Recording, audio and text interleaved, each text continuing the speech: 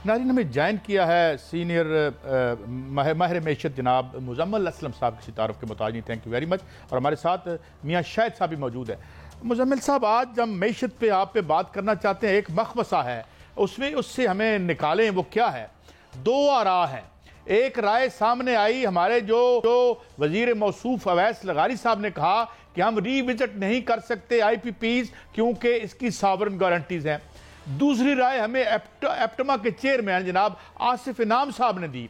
उनका कहना था कि अगर फोरेंसिक ऑडिट करेंगे तो उसमें डिस्क्रिपेंसीज आएंगी कि जो कमिट किया गया था, जिस नौ का इक्विपमेंट वो इंस्टॉल हुआ उस वक्त या नहीं हुआ, यानी लिखा हुआ क्या है और ज़मीन पे क्या है। और अगर इसमें डिस्क्रिपेंसी है तो फिर बकौल उनके ये हाथ जोड़ देंगे और कोई सॉवरेन गारंटी जो है उस हमें ज़रा थोड़ी सी वजाहत कर दें, हमें ज़रा आवाम को बता दें कि ये हम इससे क्या निकल सकते हैं और इन दो आराम में से दुरुस्त कौन सी है। मुजम्मिल असलम साहब, देखिए जी, बात यह है कि सॉवरेन गारंटी जो है, अगर उसके पीछे अगर इंटेंशन सही ना हो तो क्यों नहीं हो सकती बात, ठीक है ना।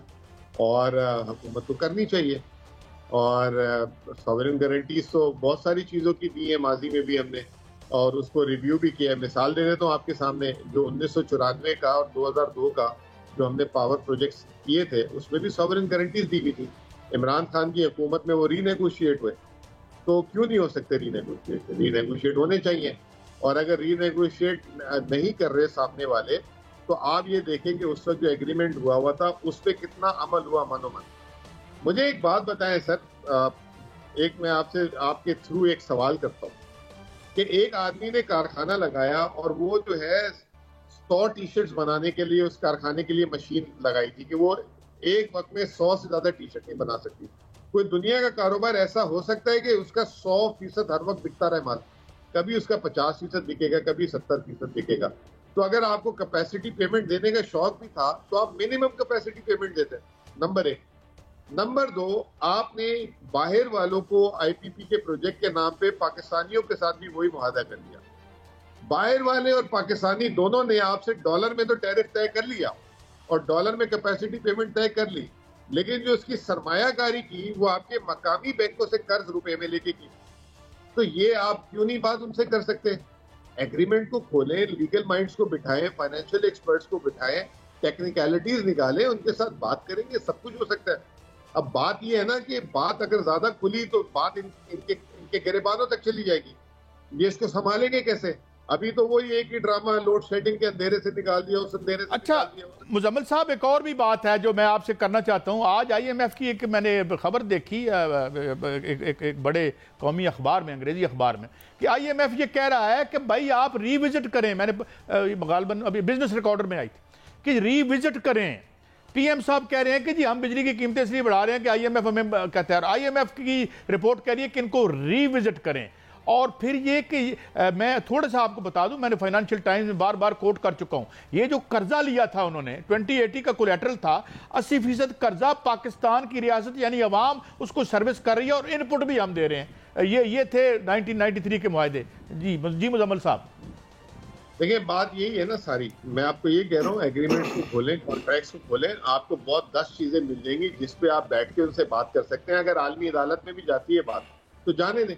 और दूसरी बात, there is no such sovereign guarantee. अगर आप जो है मतलब कोई आप दुनिया के कोई अनोखे नहीं है, आपके साथ एक तो फ्रॉड हुआ है, उसके बाद आप अगर उसको सर्विस नहीं करते तो कोई उसमें अनोखे नहीं है। दुनिया में अमेरिका ने अपने डेट रिस्ट्रक्चर कराए हैं, रीनेगोशिएट किए चीजें, फोर्स मेजोर हुए चीजों के, रशिया ने किया है, पूरी दुनिया करती आ रही है, तो हम क्यों नहीं कर रहे? इसका मतलब ये है ना कि हमें कुछ प्रॉब्लम है।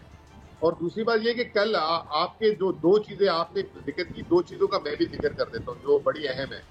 एक तो आपके कल जो वजीरे जो बिजली है वो कल रात को एक प्रोग्राम में बैठे हुए थे, तो उसमें उन्होंने ये कहा कि ये जो चाइना के दरामदी कोयले वाले प्लांट हैं, अगर ये नेगोशिएट हो गए तो हमारी 3 रुपए बिजली सस्ती हो जाएगी, और अगर हमने उनको दरामदी कोयले से लोकल कोयले पे ले आए तो हमारी बिजली 24 रुपए जो फी यूनिट बन रही है वो 8 रुपए फी यूनिट हो जाएगी।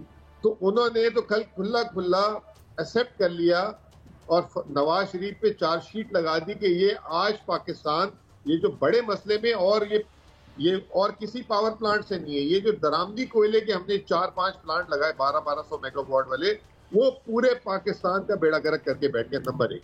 दूसरा, आपके वजीर खजाना चीन से जब वापस आए तो उन्होंने कल एक प्रेस कॉन्फ्रेंस की है। उन्होंने ऐलान कर दिया है कि हमने चाइना, यूएई और सऊदी अरब से डेट रीप्रोफाइलिंग रोल ओवर की बात की है, तकरीबन $12 अरब की के 3 से 5 साल कर लें। और इसके अलावा चाइनीज सीपेक की अलग और ये वो। तो वो जो शहबाज साहब कहते थे कि मैंने सियासत बचा ली, रियासत बचा ली, सियासत को रुकवान कर दी और मैंने मुल्क को डिफॉल्ट से बचा लिया, तो ये अगर डिफॉल्ट से बचाया था तो इस फीस की जरूरत क्यों आ गई? तो अब मेरा अपना ख्याल है कि हुकूमत ने मान लिया है कि वो जो है उनका जो कर्ज अदायगी वो काबिल अदायगी नहीं रहा, कर्ज जो है, और वो जो है अब नहीं उसको पूरा कर सकते। तो अब पीछे वो IMF के छुप जाए, जिसके भी छुप जाए। ये दूसरी जो है वजीर खजाना ने भी ऐलान करके शहबाज शरीफ का वो दावा जो है कि मैंने मुल्क बचाया था, डिफॉल्ट से बचाया था। आप वजीर खजाना साहब तो ये कह रहे हैं आपके जी किसी तरफ से कोई मदद नहीं आ रही। मियां साहब मैं आपको इन करता हूं, हमारे ब्यूरो चीफ मियां शाहिद उस्ताद हमारे साथ हैं जी। आपने बात मुजम्मिल असलम साहब की सुनी और आपने लास्ट टाइम जब हमने डिबेट की थी, GNN डिबेट की थी इस पे, तो आपका भी यही मौक़िफ़ था और अरशद अब्बासी साहब का भी यही मौक़िफ़ था कि वी कैन रीविजिट देम। इस पे जरा आप मुझे अपना टेक दें और फिर आप मुजम्मिल साहब से feel free to ask anything, क्योंकि आपने इस पे बड़ा काम कर रखा है। मियां शाहिद साहब।